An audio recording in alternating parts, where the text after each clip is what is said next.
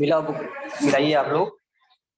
देखिए कह रहा है financial meaning of financial statement. ठीक है, so financial statement are the end product of accounting process. ठीक है, they provide information about the profitability and the financial position of a business. ठीक है, एंड जैसे हम लोग प्रोप्राइटरशिप फर्म का फाइनेंशियल स्टेटमेंट बनाते थे, trading account, profit loss account और बैलेंस शीट अकाउंट बनाते थे। ठीक है ना, वो भी था मेरा फाइनेंशियल स्टेटमेंट। अब ये क्या हो गया, कंपनी का हो गया, कंपनी का फाइनेंशियल स्टेटमेंट। ठीक है ना, तो जो वहां पर हम लोग ट्रेडिंग पीरियड बनाते थे, तो वही का अगर यहाँ काम करना होगा तो वहां नाम था प्रॉफिट लॉस अकाउंट, और यहाँ पर उसको कहा जाएगा statement of profit loss account. यानी कंपनियां बनाएंगे तो नाम क्या दिया जाएगा, statement of profit loss account. और फॉर्म बनाता है अगर तो प्रोप्राइटरशिप फॉर्म बनाता है तो क्या कहेंगे, ओनली प्रॉफिट लॉस अकाउंट। ठीक है ना, यहाँ पे स्टेटमेंट वर्ड जुड़ जाएगा, कंपनी के लिए कहा गया, नाम रखा गया statement of profit loss account. ठीक है, और बैलेंस शीट। और यहाँ पर कंपनी की फाइनेंशियल स्टेटमेंट जो बनेगी वो कंपनी एक्ट 2013 के तहत बनेगी। शेड्यूल 3 में इसके बारे में बताया गया है, और उसमें भी पार्ट 1 और पार्ट 2 बताया गया है। ठीक है ना, पहले पार्ट में आपको बैलेंस शीट बनानी है, और दूसरे पार्ट में आपको प्रॉफिट लॉस बनाना है, इसका नाम होगा स्टेटमेंट ऑफ पीएल। और सारे के सारे बनेंगे शेड्यूल बेसिस बनेंगे, यानी स्टेटमेंट फॉर्म में बनेंगे, न कि जो आप ट्रेडिंग पीएल बनता है पर्टिकुलर अमाउंट करते थे आप, उस टाइप में नहीं बनेगा, अभी स्टेटमेंट फॉर्म बनेगा। काम वही है, खाली उसको अच्छे से सजा दिया गया है, प्रेजेंटेशन का तरीका बदला गया आपका। तो यहाँ बता रहा देखो, इसके फाइनेंशियल क्या आएगा, as per the section 240 of the company act 2013 the financial statement in relation to a company included the following। क्या क्या,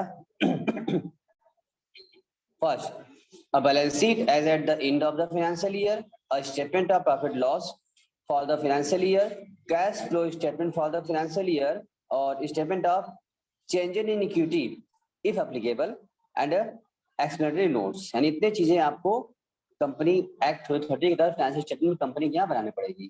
ठीक है, चलो फिर फाइनेंशियल ईयर के बारे में बता रहा क्या होता है इसमें, तो आप जान रहे हैं as per section 241 the company act 2013 all companies are required to have a uniform financial year. इन सबको एग्जाम बनाना होगा एक समान यूनिफॉर्म तरीके से, which shall be period from 1 April 31 March every year. ऐसा नहीं है कि आप बोल रहे हैं सर हम जनवरी दिसंबर बनाएंगे, आप जो है जुलाई जून बनाएंगे, ठीक है ना, मई सब, ऐसा कुछ नहीं है। सारे लोगों को यूनिफॉर्म तरीके से अप्रैल टू मार्च की अकाउंटिंग करना ही पड़ेगा। ठीक है ना, आपको मार्च में क्लोजिंग करना ही पड़ेगा अकाउंट का, यूनिफॉर्म सबके लिए बराबर रहेगा। ठीक है, only company which are holding or subsidiary of foreign company required to follow different financial year for the purpose of consolidation of its accounts outside India may apply to the tribunal or different financial year. ठीक है ना, ये जो foreign company के हमारे यहाँ जो है होल्डिंग है या सब्सिडियरी है, ये उनके लिए सिर्फ लागू होगा, और ट्रिब्यूनल से क्या करना पड़ेगा, अप्लाई कराना पड़ेगा। Section 129(1) of the Company Act 2013 required that the financial statements of a company shall give a true and fair view of the state of affair of the company। वो क्या बताएगा, ट्रू और फेयर व्यू बताना चाहिए। ठीक है ना, यानी कि आप उसमें कोई इंफॉर्मेशन फॉल्स नहीं होनी चाहिए। should comply with the accounting standard notified under section 123 and shall be in the prescribed form given schedule 3। यानी आप जो बनाएंगे और अकाउंटिंग स्टैंडर्ड को ध्यान में रख के बनाएंगे, और जो शेड्यूल 3 में प्रेस्क्राइब फॉर्मेट दिया हुआ है उस प्रेस्क्राइब फॉर्मेट में ही आप बनाएंगे। ठीक है ना, ठीक कह रहा है, prescribe form for the preparation of balance sheet has been given in the part 1 of schedule 3 of the prescribed form in the preparation of statement of year has been given in the part 2 of schedule 3। ये मैंने बताया, company act 2013 का schedule 3 में बताया गया है part 1 और part 2। Part 1 में बैलेंस शीट बनेगी, पार्ट 2 में statement of profit loss form बनेगा। ठीक है ना, the board of directors shall present the financial statement before the shareholder. ठीक है ना, before okay for their approval they at every annual general meeting AGM, annual general meeting of the company. The auditor reports and director reports must be attached to the financial statement of the company। ठीक है, यानी कि जब ये meeting करेंगे हर साल, annual general meeting होगी, share holder meeting होगी, तो ये क्या करेंगे, कंपनी डायरेक्टर्स जो है इनके शेयर होल्डर के सामने ये रखेंगे कंपनी का फाइनेंशियल स्टेटमेंट, ऑडिटर्स की रिपोर्ट, ठीक है ना, और डायरेक्टर रिपोर्ट ये बना के रखेंगे, ताकि शेयर होल्डर उस पर अप्रूवल करेगा कि हाँ ठीक है, बिकॉज एक्चुअली रियली जो है ओनर कौन होता है कंपनी का, रियल ओनर कौन है, इक्विटी शेयर होल्डर्स है। तो फाइनली जो है उनके सामने ये रखा जाएगा, तो वो देखें रिपोर्ट क्या है ये, ठीक है ना। तो अगर आपके एग्जाम में पूछता है या बताओ कि कंपनी की बैलेंस शीट कौन सेक्शन बनती है, कौन शेड्यूल बनती है, तो आप बता लेंगे।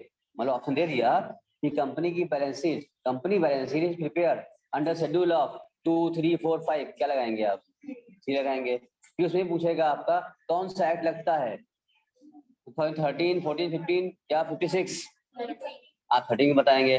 और फिर पूछेगा कि स्टेटमेंट ऑफ पीएल जो बनता है वो पार्ट 1, पार्ट 2, पार्ट 3, पार्ट 4, आप क्या लगाएंगे, पार्ट 2 में। अब ऐसे पूछेगा तो पार्ट 1 लगाएंगे आप। तो इतनी यानी यहाँ तक जो हमने पढ़ा उससे इतने क्वेश्चन बन सकते हैं अब तक, तो इतना आपको याद रखना होगा। बात समझ आ रही है? याद नहीं करना है, बस याद रखना है आपको। जितने आप सुने आप मेरी बात, रटना नहीं उनके सुबह रोज।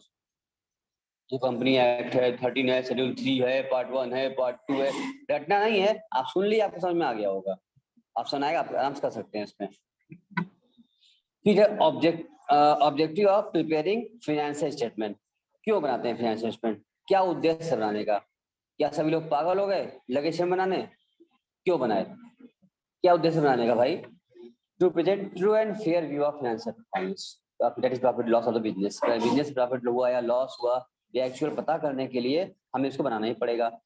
To present true and fair view of the financial position यानी एसेट लायबिलिटी के बारे में भी इनको बताने के लिए, इसीलिए बनता है फाइनल अकाउंट, कंपनी का प्रॉफिट लॉस रिजल्ट मालूम चल सके और फाइनेंशियल पोजीशन बैलेंस शीट से मालूम चल सके, यही उद्देश्य बनाने का भाई, दो उद्देश्य मेन होता है। अब हमारा कैरेक्टरिस्टिक्स ऑफ फाइनेंशियल स्टेटमेंट क्या क्या इनके हैं। Financial statement are related to a past period and hence are historical document, ठीक है, क्योंकि आप 1 अप्रैल से 31 मार्च तक आपने किया काम, उससे रिगार्डिंग आपने बनाया, उसके बाद मीटिंग होगी, उसमें पेश करेंगे आप। They are express in terms of money, जो फाइनेंशियल बनेगा मनीज में बनाएंगे और रुपीज में टर्म बनेगा। और financial statement show profitability through statement of PL and financial position through balance sheet, यही ऊपर पढ़ के हम लोग आ रहे हैं अभी। प्रॉफिट लॉस से क्या मिलेगा, रिजल्ट, प्रॉफिट आया लॉस आया, और बैलेंस शीट से कंपनी के फाइनेंशियल पोजीशन के बारे में जानकारी मिलेगी। अब बात करें characteristics of balance sheet. It portrays the relationship between equity and liability and assets. Total of equity and liability side of always equal to the asset side. ठीक है, हम लोग वैसे बनाया करते थे लास्ट क्लासेस में भी, तब भी हमने काम किया था, प्रोप्राइटरशिप फर्म बनाते थे तो अभी क्या था, एसेट्स और लायबिलिटी अगर मैच कर जाए अमाउंट तो मानते थे कि हम सही है, उस तरह यहाँ भी होगा। It is prepared on a particular date and not for the period, ठीक है, it is true only for the date on which it is prepared because even the single transaction would cause a change in the assets and liabilities, ठीक है ना। एक change कर देंगे आप, अगर कोई एंट्री में गलत करेंगे आप, ऊपर नीचे करेंगे तो आपके एसेट लायबिलिटी क्या फर्क पड़ जाएगा, फिर वैसी मैच नहीं करेगी।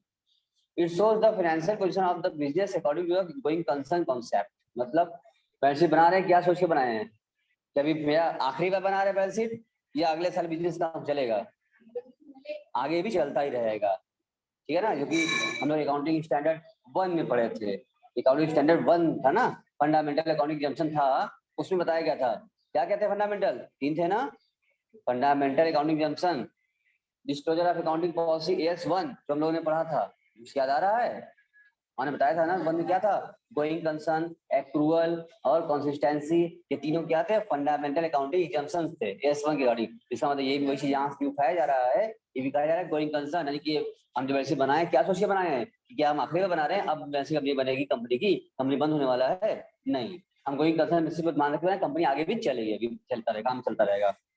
और फिर उसके बाद it is not based on absolute fact, but it is influenced by accounting exemption and personal judgment, ठीक है। ये क्या हो जाए, not based on the absolute facts है, influenced by the accounting exemptions and personal judgment basis पर ये इन्होंने बना लिया। अच्छा, characteristics of statement of profit loss account, अब इसका भी पढ़ लिया जाए हम लोग।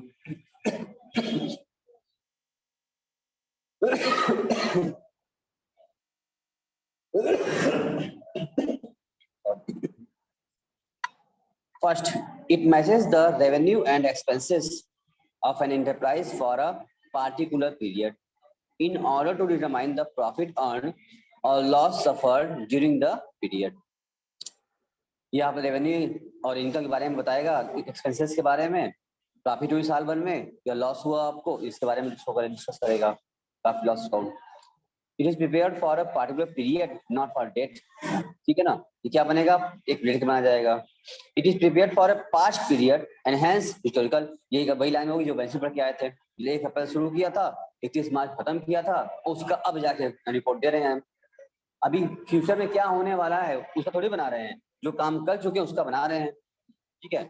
अब आ रहा नेचर ऑफ फाइनेंशियल स्टेटमेंट. क्या होगा, data exhibited in the financial statement are not absolute facts because they are affected by recorded facts, accounting conventions and personal judgment है. ठीक है ना.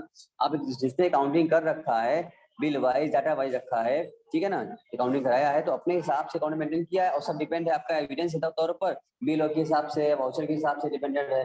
अब पर्सनल जजमेंट है आपका है कि आप चाहते हैं दिखे दिखाएं ना दिखाएं, ये सब जो है ऑडिट में सामने आता है, चेकिंग दौरान आता है कि आपने दिमाग में लगा लिया इसमें, कि आपने एक्स्ट्रा माइंड लगा करके इसको कोई फ्रॉड का कोई काम सिस्टम नहीं बनाया आपने, इससे अकाउंटिंग में प्रॉफिट लॉस क्या हो जाए, कम ज्यादा हो जाए. जैसे मान लो कि कोई बिल बना खर्चों का तो आपने बढ़ा नहीं दिया उसको, इनकम को घटा नहीं दिया है ताकि टैक्स कम लग जाए, तो ये सब चीजें ध्यान देना पड़ता है. Schedule 6 is term schedule 3 as per company 13. However, there is no change in any term. ठीक है, लेकिन अभी 3 मानते हैं हम लोग. पहले 6 था लेकिन 3 में कन्वर्ट किया गया, अब 3 चलता है. Recorded facts क्या कहता है? The term recorded facts means that the data used for the preparing financial statement are drawn from accounting records.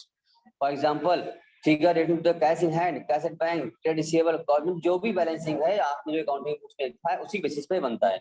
जो भी लेजर आपने बना रखा है उसी लेजर से क्या बनता है, ट्रायल बैलेंस, और ट्रायल बैलेंस क्या बनेगा, फाइनल अकाउंट. ये नहीं सीखे थे हम लोग. तो सब जो रिकॉर्डिंग कर रखा है आपने, रिकॉर्डिंग फैक्ट आपके पास है, रिकॉर्डेड है, सबका बिल है, वही आप क्या करेंगे, यहाँ से बनाएंगे. अकाउंटिंग कन्वेंशन क्या कहता था? Accounting convention implies certain fundamental accounting principle. accounting principle भी आपने फॉलो कर रखा था. ठीक है ना. Usual convention of the conservatism provision is met expect future losses. ये हम लोगों ने पढ़ा था पहले कि अकाउंटिंग प्रिंसिपल का कंजर्वेटिज्म कॉन्सेप्ट क्या कहता था कि फ्यूचर में होना लॉस का प्रोविजन अभी कर लिया जाए. ठीक है ना. फ्यूचर में होने वाले प्रॉफिट का प्रोविजन करने की कोई जरूरत नहीं है, लेकिन फ्यूचर में होने वाले लॉस की जानकारी अगर आपको अभी हो जाए तो उसका प्रोविजन अभी आप कर लीजिए. ठीक है ना. इसको बोलते हैं क्या, अकाउंटिंग का कंजर्वेटिज्म कॉन्सेप्ट. ठीक है ना. ये पहले बताया था हमने, आप याद करो जब बताया था उसके बारे में पढ़ा रहे थे हम, तो एग्जांपल भी लिए थे कि जैसे कि मान लो कि किसी के यहाँ जो है एक बिटिया ने अगर जन्म लिया, बेबी गर्ल का बर्थ हुआ, सिंस बर्थ क्या हुआ, पिताजी ने क्या किया, उसके नाम से सुकन्या योजना पॉलिसी ले लिया. क्यों ले लिया? क्योंकि अगर बॉय हुआ है, बेबी बॉय हुआ अगर तो नो टेंशन. हालांकि उसके लिए भी नॉर्मली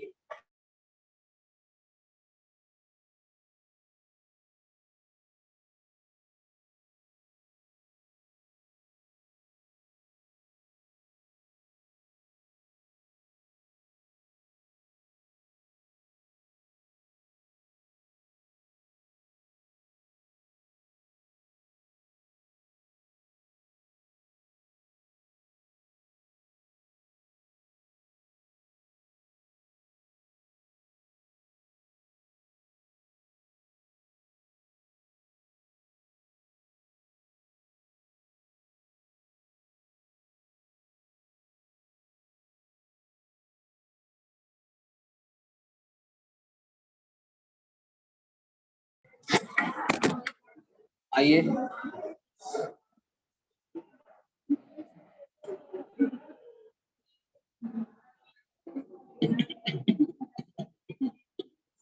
तो क्यों लिया था हमने पॉलिसी? सुकन्या योजना क्यों गर्ल्स के लिए आया? सुकन्या योजना बॉय के लिए क्यों नहीं आया? सुकन्या आया, आया थी ना. सुबालक, सुबालक तो आया नहीं, सुकन्या ही क्यों आया?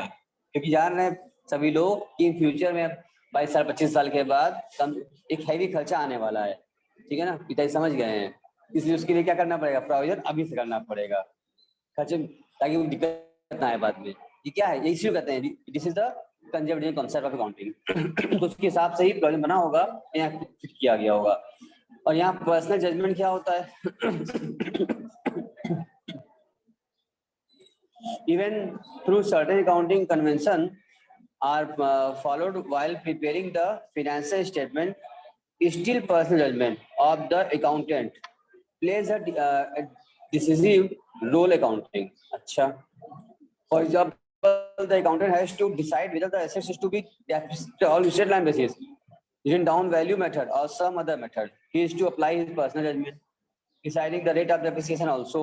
Likewise, मतलब अब वो अपने मन से कर रहा है, एसएम लगाएं, डब्ल्यूडी भी लगाएं, रेट क्या लगाएं, अपने मन से लगा लिया, तो इसके लिए यहाँ अलाउ किया जाता है. तो यहाँ पर एक्ट ने डिसाइड किया हुआ है कि किस कंपनी में क्या लगाना है और कितना परसेंट लगाना है. अलग अलग शेड्यूल बना हुआ है, तो आपका पर्सनल जजमेंट जो अफेक्ट करेगा तो चेक किया जा सके आपका. ठीक है. शेड्यूल 3 आगे आपके सामने मिलाओ. For preparing balance sheet and statement of profit loss, balance sheet and statement of profit loss account of the company must be prepared as per format of given schedule 3. ठीक है ना. आप शेड्यूल 3 का format 1 दिया है, new vertical format as follow. क्या बनाना है? वर्टिकल बनाना है. हम लोग बनाया करते थे हॉरिजॉन्टल वाला, पार्टिकुलर अमाउंट वो नहीं बनाना है. अब बनाना हम लोगों को वर्टिकल फॉर्मेट में शेड्यूल बेसिस पर. तो बैलेंस शीट का फॉर्मेट दिया हुआ है. देखो इसमें क्या बनता है, जिस लाइक हम लोग सीएम सीख रहे थे वही चीज है.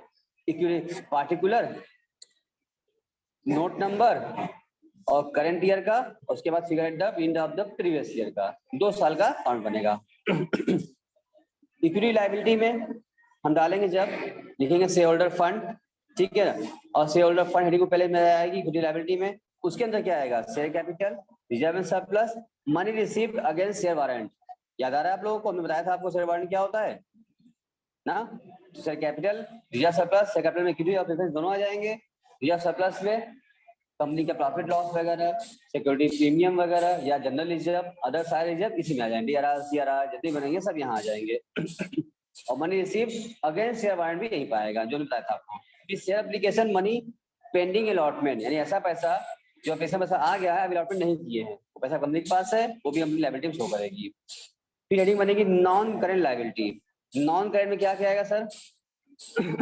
Long term borrowings, deferred tax liability net करके, अदर लॉन्ग टर्म लायबिलिटीज और लॉन्ग टर्म प्रोविजन. यानी सारे लॉन्ग टर्म्स जो भी हम लोग सीख रहे हैं लॉन्ग टर्म वाला, वहां सीखते हम लोग लॉन्ग टर्म शॉर्ट टर्म वाले सीख के हम लोग आए हैं रेशियो में. ठीक है ना. सारे लॉन्ग टर्म वाले हेडिंग अलग बन जाएंगे और जितने भी करंट रहेंगे, करंट भी सीख करके हम लोग आए हैं कि करंट में क्या क्या आइटम आते हैं, तो सारे करंट आइटम इस हेडिंग में आ जाएंगे. मतलब कहने का सेंस ये है कि इनके बैलेंस शीट को अच्छे से सुंदर तरीके से हेडिंग वाइज, आइटम वाइज सजा कर, क्लासीफाई करके, छांट के शो करना है. चीज वही है. प्रेजेंटेशन क्या हो गया है? स्मार्ट तरीके से करना है. ठीक है ना. सब कुछ वही काम करना है, वही सजा बनाना है, बट स्मार्ट तरीके हेडिंग वाइज करके. तो करंट लायबिलिटीज में क्या होगा? Short term borrowing, debt payable, other current liabilities, short term provision, इतनी चीजें यहाँ आपके आएंगी. ठीक है. चलो और टोटलिंग कर दिया, एसेट्स आ गया. अब डिटेलिंग में क्या होगा? नोट नंबर पर दिया जाता है कि नोट नंबर में उतना 1 2 करेंगे और उसी डिटेलिंग करेंगे. शेयर में लोग कर देते हैं. एसेट्स की बात किया जाए तो एसेट्स में क्या होगा सर? 2 में हेडिंग बनेंगे, एक नॉन करंट एसेट्स बनेगा और एक करंट एसेट्स बनेगा. नॉन करंट वाले में क्या आएंगे? ए पार्ट होगा फिक्स एसेट्स का, जिसमें कि टेंजिबल इंटेंजिबल एसेट्स आएंगे और capital work in progress. Then intangible assets under development, non current investment, deferred tax assets इधर आया, वैसे साइड है. Long term loan and advances, other non current assets. Okay, इतनी चीजें यहां होंगी. And then current assets. In the heading of the current assets, current S investment, inventory, trade receivable, cash and bank balance, short term loan advances and other current assets. All these things will be added, then you will find a total, and the total of the assets will be equal to total of liabilities. Both are will be equal. बोलो, both will be equal ना. So अब क्या हुआ? आप match करिए. ऊपर notes बनाएंगे आप लोग. जो नोट्स बनेगा नीचे नोट्स में उसकी क्लैरिफिकेशन की जाएगी डिटेल में. अब आ जाओ, क्या बोल रहा है? Difference between companies balance sheet and firm balance sheet. Okay, तो बेसिक डिफरेंस में क्या बताया? Format and concept. तो in the company balance sheet, format and content of a company's balance sheet must be in accordance with the schedule part 3 of the 1 of the company 2013. There is no statutory format to prescribe content for the balance sheet of the firm. Just as I told you, what ये form का proprietorship का जैसा हम बनाया करते थे trading balance sheet, अपने मन से बनाते थे, कोई इसमें एकदम प्रेस्क्राइब मैनर फॉर्म तो था नहीं उसका जो एक्ट में डिसाइड किया हो, और कंपनी में डिसाइड कर दिया गया है कि आप कंपनी एक्ट 13 के शेड्यूल 3 के पार्ट 1 में ही बनाएंगे और प्रेस्क्राइब फॉर्मेट में बनाएंगे। फिगर जब हम आते हैं लोग तो कंपनी बना रहे हैं तो कंपनी में करंट ईयर और लास्ट ईयर डबल अमाउंट लेके चलना पड़ता है, और अगर फॉर्म बनाते थे तो वहां पर एक साल बनाते, पार्टिकुलर अमाउंट का एक साल बनाते थे ना, याद आ रहा है क्या? दो कॉलम भरते रहे अमाउंट का हम लोग, लास्ट ईयर करंट ईयर नहीं, वहां पे अमाउंट का 1 कॉलम बनता था। और यहाँ पर क्या फिगर होगा, कंपनी ने कहा भैया आप करंट ईयर भी दीजिए और उसके बगल में साइड में लास्ट ईयर भी दीजिए, ताकि यूजर्स जो बैलेंस शीट का जो शेयर होल्डर्स है बैलेंस शीट देखे तो कंपेयर कर सके लास्ट ईयर की तुलना में इस साल कंपनी की वर्किंग कैसी थी, क्या घटा क्या बढ़ा, क्या इफेक्ट हुआ, कंपनी देख सके, शेयर होल्डर्स देख सके। इसे डबल दिखाइए आप एक एट ए ग्लेंस। और वहां भी चाहते तो हम लोग देख सकते थे, लेकिन वहां पर दो लेना पड़ेगा, लास्ट ईयर अलग रहेगा और करंट ईयर अलग रहेगा, दोनों हम कंपेयर वहां भी कर सकते हैं, लेकिन यहाँ क्या है सामने रखिए आप, साफ कंपेयर होगा। अब आइए बात करते हैं कुछ आपके इंपॉर्टेंट नोट्स की। दिख रहा नहीं दिख रहा है आपको? हम लोग आपको देखिए उसमें, यहाँ देख रही है उसमें भी कहते हैं ये important notes. Certain items have been marked. अच्छा, the student required to be know the meaning and the heading सब heading, ठीक है ना, इसलिए मार्क किया गया है कि आप हेडिंग क्या है, सब हेडिंग कैसे, इक्विटी लायबिलिटी उसके अंदर क्या था, शेयर होल्डर फंड उसके अंदर क्या था, रिजर्व सरप्लस उसके अंदर, तो ऐसे जब आप हेडिंग सब हेडिंग ध्यान देते रहेंगे आप। लॉन्ग टर्म उसके अंदर क्या, शॉर्ट टर्म उसके अंदर क्या।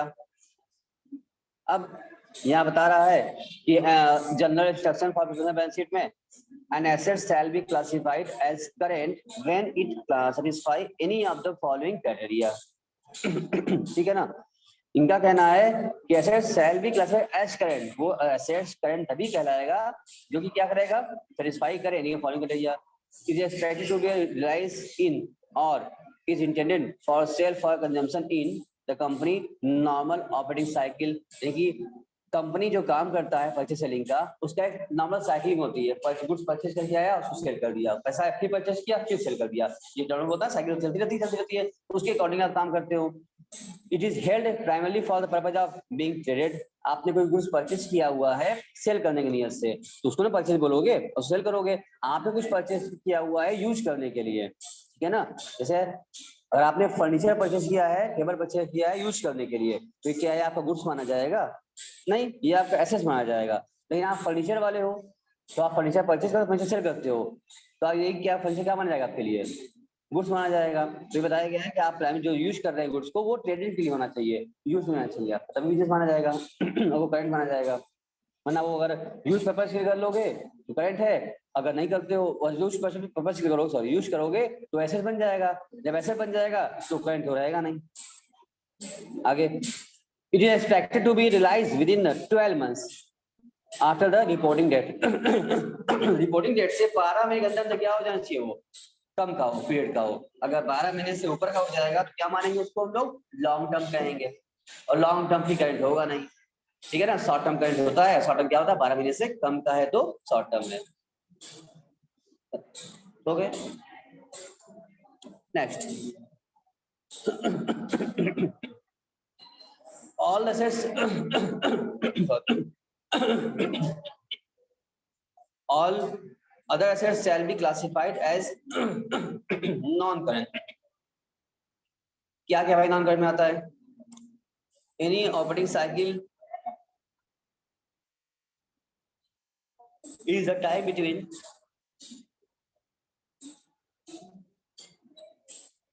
the acquisition of assets for processing and their realization in the cash or cash equivalent, where the normal operating cycle cannot be identified. It is assumed that the habit duration of 12 months। ठीक है, liability shall be classified under that when it is satisfy any of the following। liability के बारे में बात किया जाए तो liability भी क्या, वही चीज हो जाएगा, कंपनी नॉर्मल अपने साइकिल में काम किया गया हो, ट्रेडिंग पर्पज लिया गया हो, ठीक है ना, और 12 महीने से कम में किया गया हो, इंपोर्ट किया गया हो, तो क्या बनेगी, ये सब शॉर्ट हो जाएगा, सब बनेगी करंट में आ जाएगा। अगर 12 महीने ऊपर का लायबिलिटी तो उसको लॉन्ग टर्म माना जाएगा आपको। नेक्स्ट कह रहा है आपसे, no debit balance of profit loss account along with assets. An important change in the schedule 3 is elimination of debit balance of profit loss. मतलब कि अब लॉस बैलेंस डेबिट आ गया, मतलब वो लॉस आ रहा होगा। Loss statement from assets, it is now to be presented in the negative balance within the reserve surplus. यानी कि अगर प्रॉफिट पहले क्या था, अगर प्रॉफिट आता था तो डालते थे रिजर्व सरप्लस हेडिंग में, लायबिलिटी साइड में। अगर लॉस आता था स्टेटमेंट ऑफ पीएल में तो शो करते थे एसेट साइड में, ठीक है ना। लेकिन अब ऐसा नहीं, मिसलेनियस में अब खत्म हो गया। अभी क्या हो गया, अगर आप प्रॉफिट है चाहे लॉस है, दोनों ही कहाँ शो करना है आपको, लायबिलिटी साइड में ही शो करना है, रिजर्व सरप्लस में ही शो करना है। बस प्रॉफिट रहेगा तो अमाउंट प्लस में रहेगा, अगर लॉस जाएगा तो ब्रैकेट लग जाएगा, मतलब माइनस के रूप में दिखाना उसी पर है आपको है। अब है treatment of miscellaneous expenditure as per AS 16, borrowing cost and discount on premier on the redemption of relating to the borrowing should be amortized over loan period. Further, sales expenses, writing commission, discount on debenture, premium on redemption, etc. being is a special nature item are excluded from the scope of year 26 intangible asset. These item can be applied amortized over the period of benefit that is normally 3 to 5 years. मतलब जो भी आपने debenture show किया, discount दिया, premium जो भी है 5 साल के लिए दिया आपने, 3 साल दिया आपने, जो उसकी लाइफ होगी 5 साल, तो उसका अमोर्टाइज भी हम उसके लाइफ के अनुसार ही करेंगे। अगर डेबेंचर डिस्काउंट दिया हमने 5 साल के लिए इशू किया है, तो जो जिसको लॉस हुआ है हमारा लॉस इशू और डेबेंचर, वो भी 5 साल तक ही आप क्या करेंगे, उसको डिवाइड करें, 5 बार में आप उसको सेट ऑफ करेंगे, एक बार में आप सेट ऑफ नहीं करेंगे। ठीक है, चलिए और आगे बढ़े। अब क्या रहा, इसका सीधा करिए, 1 minute.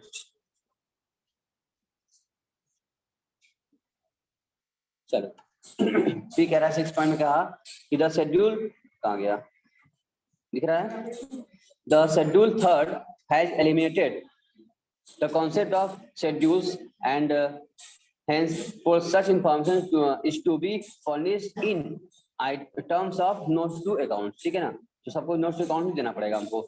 The schedule 3 requires that the on the face of the balance sheet and statement of profit loss only one amount shall be shown against each item and detail of the item shall be given in the notes। जो हमने लिखा था ना notes number, तो आप amount final लिखना है वहां पर हमको, और उसके बगल में नोट 1 2 3 डाल देना होगा। अमाउंट कैसे आया, जैसे मान लो लिखा है share capital, equity share capital डाल दिया 50 लाख, अब 50 लाख कैसे आया, उसमें एरियर है, एडवांस है, क्या है, सब मिला जुला लिस्ट घटाने के बाद जो भी करने के बाद आया कैसे आया आपका, वो सब डालेंगे नोट 1 लिख देंगे और नीचे आगे नोट 1 बनाएंगे।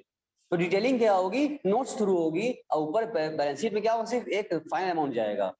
आपको समझ में आया, ठीक ठीक, जिसको दिक्कत हो रही है ये अमाउंट कहाँ से आया, वो नीचे जाए और वर्किंग नोट देख ले कैसे निकाला गया है। लेकिन बैलेंस शीट में कच्चा बचा नहीं करना है, बैलेंस शीट में आप फाइनल अमाउंट लिखना है साफ सुथरा एक अमाउंट, और उसके बाद उसकी डिटेलिंग वर्किंग नीचे होगी नोट्स अकाउंट थ्रू। ठीक है, इतना बात ठीक है रहा है। As per schedule 3 of if a balance sheet is to be prepared for example 31st March 2020 then the date of balance sheet will be stated as at 31st March 2020 as not as on। be careful, ये question आ सकता है, ये बदलाव था, यहाँ पर नया था। हम लोग लिखते थे बैलेंस शीट में ऊपर लिखते ना कि balance sheet as on 31st March ऐसे लिखते थे हम लोग, तो इसमें बदलाव आ गया, छोटी सी बदलाव है। तो वहां पर जो एज ऑन लिखा करते थे, तो एज ऑन नहीं लिखना है आपको, आप क्या लिखना है, एज एट लिखना है। ठीक है ना, तो आपसे पूछेगा, फट से बताएंगे कि बैलेंस में क्या लिखा जाता है, ऑप्शन रहेगा as on this date, as at 31st March, या बोथ या नन, क्या लगाएंगे, एज एट लगाएंगे आप। ठीक है ना, जैसे विशेष तौर पर ध्यान दीजिए इस बातों को एज एट लगाना है हम लोगों को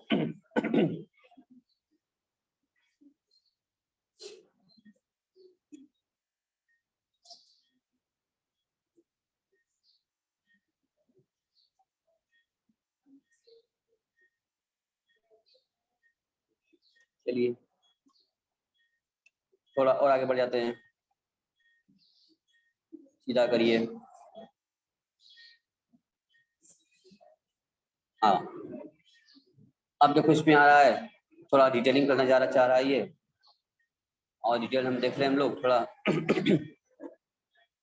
एक्सप्लेनेशन कर रहा है लायबिलिटी के बारे में, अलग अलग हेडिंग वाइज का अंतर, मतलब डिटेल कैसे क्या आएगा, नोट बनेगा आपका। तो शेयर कैपिटल लिखेंगे आप लोग, हेडिंग लिखेंगे, उसमें क्या हो डिस्क्लोज करना, उसका कैपिटल डिस्क्लोज करना होगा, और वो शेयर होल्डर फंड में आता है, ठीक है ना। और उसका जो नोट्स टू अकाउंट बनाएंगे आप लोग, मान लो लिखा आपने शेयर कैपिटल, 1 नोट डाल दिया, अब नीचे बनाएंगे नोट्स टू अकाउंट, उसमें 1 डालेंगे, नोट 1, उसमें क्या कैसे अमाउंट आता है, तो आप लिखते हैं ना प्राइस कैपिटल, इशूड कैपिटल, ठीक है, subscribe capital, called up capital, paid up capital वगैरह वगैरह सारी चीजें आपकी इसके सामने आएंगी। डिटेलिंग आपको नीचे करना होगा, ठीक है ना। अब इसके बाद उसमें कोई शेयर्स में कौन सी एरिया है तो उसको आप लेस करेंगे, शेयर आप जो ऐड करेंगे, और उसके बाद जो फाइनल बैलेंस आया है यहाँ पर, यही बैलेंस ऊपर बैलेंस शीट में शो किया जाएगा, और उसका डिटेलिंग नीचे नोट्स अकाउंट में किया जाएगा।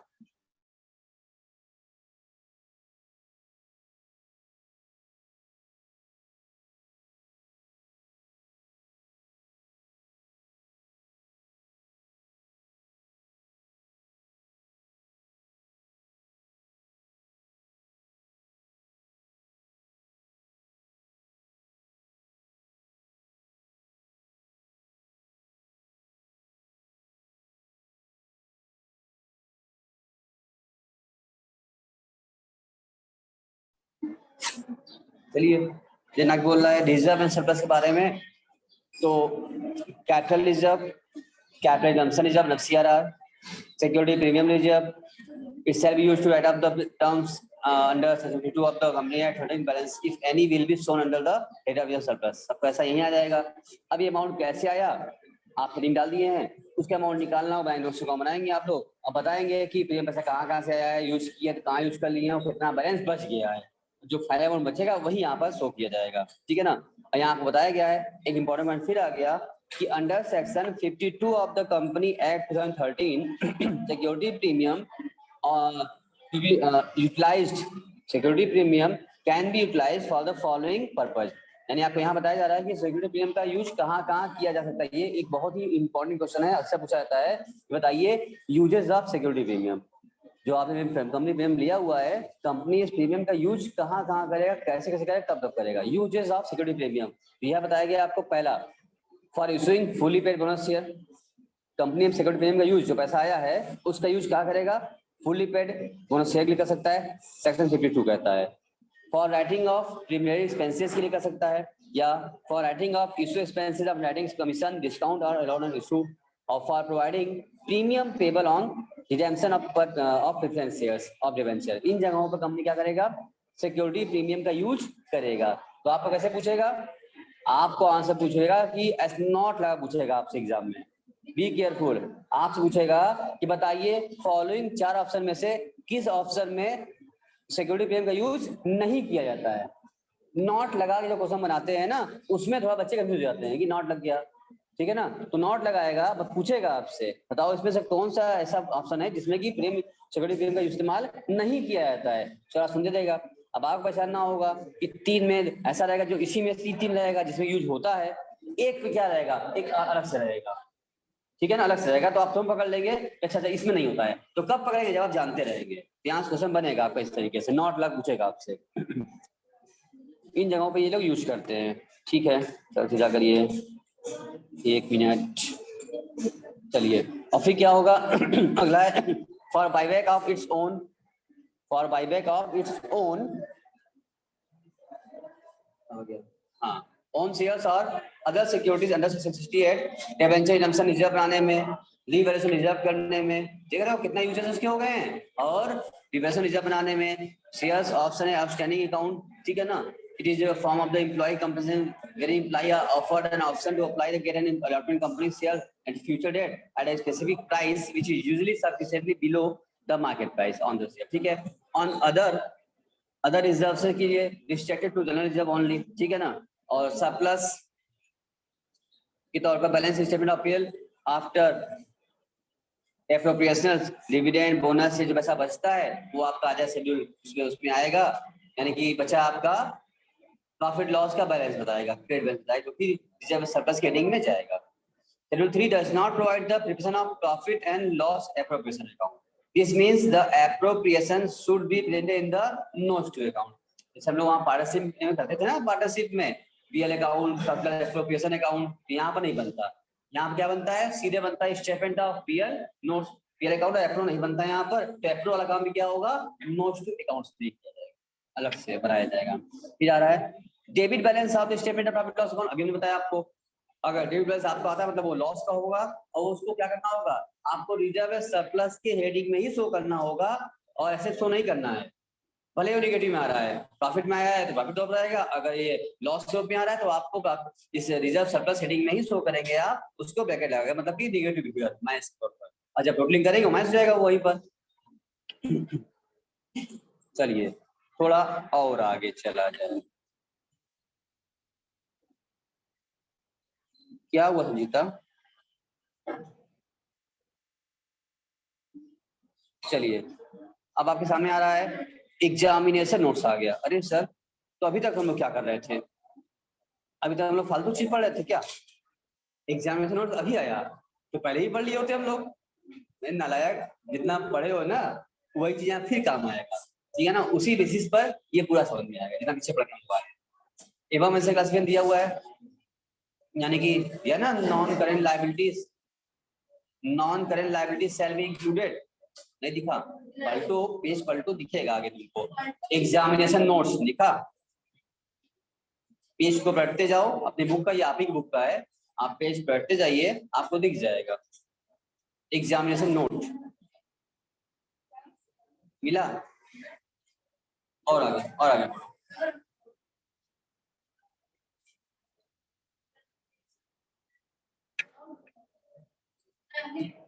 मिला? मिला ना? चलिए तो इसके बारे में बात कर लें। बताया यहाँ पर non current liability shall be include the liability after 1 year. जो हम लोगों ने वहाँ करेंट पढ़ा था कि 12 ईयर से कम का है, तो सॉरी 12 मंथ से कम का है अगर ड्यूरेशन, तो क्या मानते हैं उसको, या ट्रेडिंग पर्पज के लिए लिया गया हो, ऑपरेटिंग साइकिल के लिए लिया गया हो, क्या मानते हो करेंट। उसी को उल्टा कर दो, जितना पीछे पढ़ के आए थे ना उसी का उल्टा कर दे तो क्या बन जाएगा, वो नॉन करेंट बन जाएगा। 12 महीने के ऊपर का हो, ऑपरेटिंग साइकिल का ना हो, फिक्स प्लान तरीके का हो। समझ में आ रही है?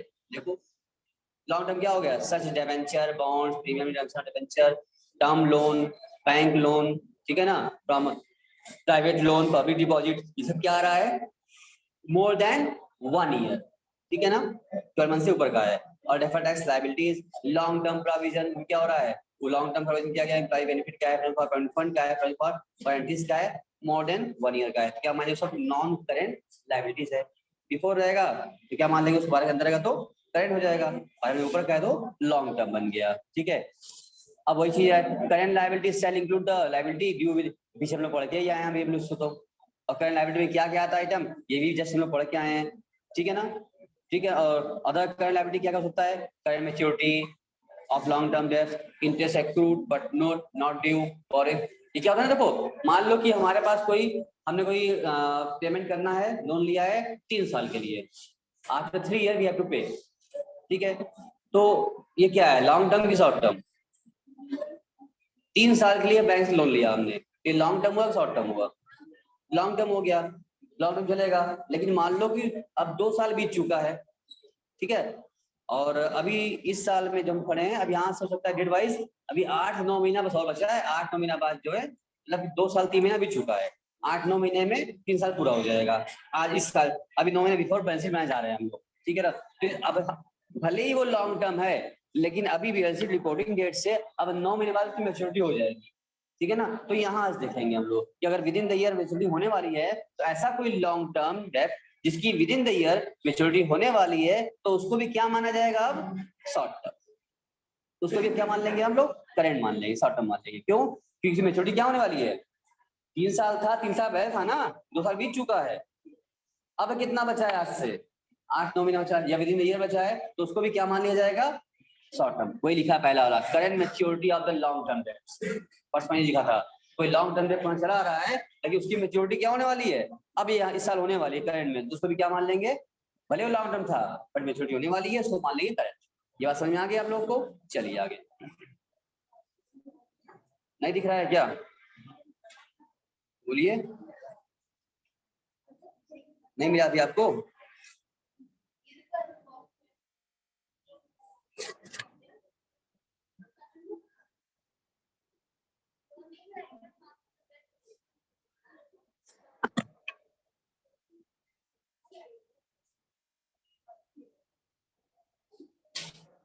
चलो तो अभी लिखा होगा, तो अब बात करते हैं हम लोग इसमें। देखिए हम लोगों ने इंटरेस्ट अक्रूड है या ये लिखा था ना, current maturity of long term debts, interest accrued, interest due to borrowing, income received in advance, unpaid dividends, outstanding expenses, cost in advance, provident funds, ये सारी चीजें हम देख लिया, कवर कर लिया। सब क्या आ जाएगी, शॉर्ट टर्म में आती है। अब शॉर्ट टर्म प्रोविजन में provision for tax, provision for doubtful debts, सब शॉर्ट टर्म में आया। अब बात करें हम लोग नॉन करंट एसेट्स की, सैलरी इंक्लूड जो भी करंट एसेट्स पढ़ के आए थे 12 महीने के ऊपर का, नीचे का था ना, अंडर करंट था, ट्रेडिंग पर्पस के लिए था, ऑपरेटिंग साइकिल के लिए था, समझ में आए थे। इसी का उल्टा कर दो, क्या बन जाएगा वो, नॉन करंट बन जाएगा, एसेट बन जाएगा। देखो तो क्या कर रहा है, such as land, building, plant, furniture, pictures, livestock, computer, vehicle, office equipment, intangible assets, ठीक है ना। ये सब चीजें क्या हो जाएगी हमारी, सब लॉन्ग टर्म में आती हैं। इसको इंटेंजिबल सब ये में लॉन्ग टर्म में, ठीक है। फिर non current investment unless right it will be assume the investment are for one more than 1 year. आपने नॉन करेंट इन्वेस्टमेंट कोई किया हुआ है और टाइम नहीं मालूम है आपको, नॉन करेंट इन्वेस्टमेंट है, जाहिर सी बात है वो लंबे समय के लिए होगा, 12 महीने से ऊपर का एज्यूम कर लिया जाएगा और उसको 12 मंथ से ऊपर मानते हुए उसको मान लेंगे क्या हम लोग, लॉन्ग टर्म एसेट्स मान लेंगे हम लोग। और कह रहा है फिर investment is investment in equity shares, investment in preference shares, investment government trust, investment debentures, bond, investment सब क्या आते हैं, नॉन करेंट में इन्वेस्टमेंट में आते हैं। अगर डेफर्ड टैक्स की बात किया जाए, डेफर्ड टैक्स में आएगा लॉन्ग टर्म में, long term loan and advances में भी है, long such security deposit with the electric company, लंबे समय जमा किया गया था, ठीक है। करंट एसेट्स में salary include the assets held for the 1 year less, ये तो पीछे पढ़ के हम लोग आ रहे हैं अभी, करंट जैसे हमने पढ़ाई हमने, तो non current assets, non current liability हमने पढ़ लिया। अब लास्ट में आपका आता है कॉन्टिजेंट एसेट्स, कॉन्टिजेंट क्या लिखा है, contingent liability are commitment shall include the following, ऐसा लायबिलिटी जो अभी कंफर्म नहीं है, कॉन्टिजेंट से हमने कमिटमेंट कर रखा था, मान लो कोई कोर्ट कुछ आपको हम देंगे कुछ हैपनिंग होने पर, या मान लो कोई अगर कोर्ट में केस चल रहा है, किसी ने 10 लाख रुपया क्लेम किया हुआ है, अब कोर्ट में फैसला जब आएगा तभी तो हम क्लेम देंगे। मान लो हम केस जीत गए तो बच जाएंगे, पेनाल्टी से नहीं देना पड़ेगा, अगर हम केस हार गए 10 लाख देना पड़ेगा। तो जब तक फैसला नहीं आता है तब तक हम क्या मान चलेंगे, ये हमारे लिए एक कॉन्टिजेंट लायबिलिटी, हमारी कॉन्टिजेंट है, मतलब दे भी सकते हैं नहीं भी सकते हैं, it's not a confirm liability, it's a contingent, में भी बच जाए। तो तब तक उसको क्या करते हैं, कॉन्टिजेंट मान के रखते हैं। बिल डिस्काउंट हुआ, प्रपोज डिविडेंड हुआ, या गारंटी गिवन टू कंपनी किया, किसी को दिया है, या क्लेम है कंपनी का नॉट एक्नॉलेजमेंट, किसी को गारंटी दिया हुआ है, हम कह रहे हैं कि ऐश्वर्या ने लोन लिया है बैंक 10 लाख रुपए का और उसकी गारंटी हमने दिया है, अपना आधार कार्ड लगा के, पैन कार्ड लगा के, बहुत साइन करके हमने दे दिया है कि भाई बैंक से कहा है, ठीक है भाई मैं दे रहा हूँ उसकी गारंटी, ठीक है ना। क्यों, अगर ऐश्वर्या पेमेंट नहीं करी तो कौन करेगा, हम करेंगे। तो ये मेरे लिए क्या हो जाएगी, it's not my confirm liability, it will B liability when Aishwarya will not पे। अगर ऐश्वर्या नहीं पे करेगी तब ना हमको पे करना पड़ेगा, और पे कर देगी तो नहीं पे करना पड़ेगा, that's our condition. I think इतना आपको समझ में आया होगा, क्लियर हो गया इतनी बातें, चल ओके।